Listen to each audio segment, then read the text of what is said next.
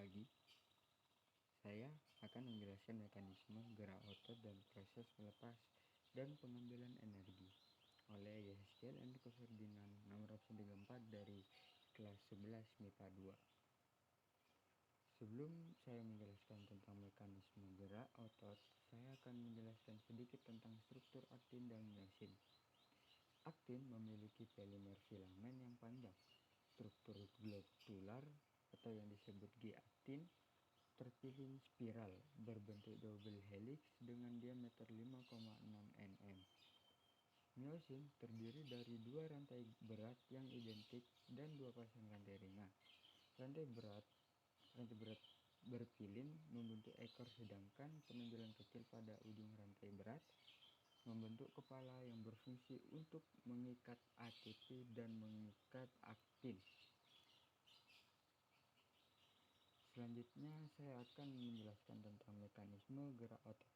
Yang pertama, ketika impuls saraf tiba di neuromuskular, maka akan terjadi pembebasan asetilkolin. Asetilkolin akan memicu depolarisasi sehingga menyebabkan pembebasan Ca2+ dan retikulum sarkoplasma. Yang kedua, saat ion Ca2+ meningkat, maka ion tersebut akan terikat pada troponin sehingga mengakibatkan perubahan pada struktur troponin. Yang ketiga, perombakan ATP akan membebaskan energi yang menyebabkan myosin menarik aktin ke dalam dan juga melakukan pemendekan otot.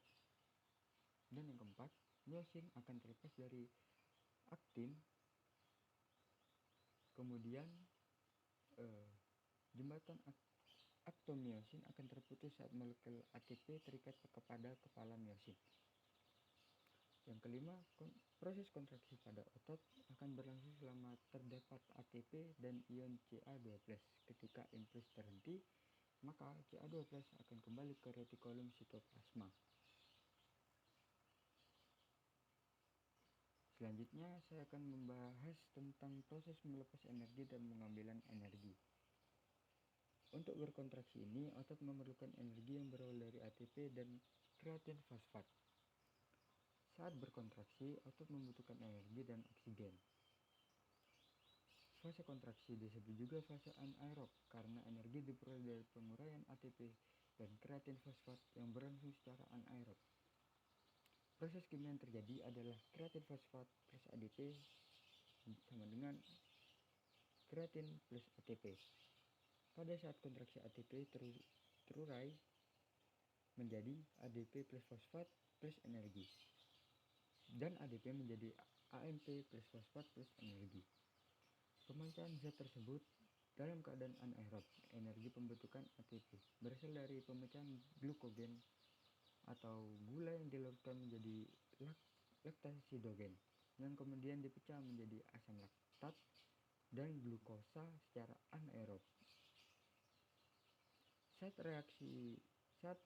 relaksi otot, tidak adanya ion kalsium di dalam sarkoplasma.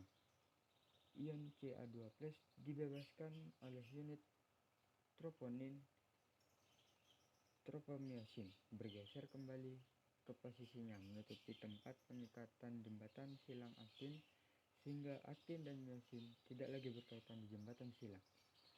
Filamen tipis bergeser kembali ke posisi istirahat dan terjadi proses relaksasi.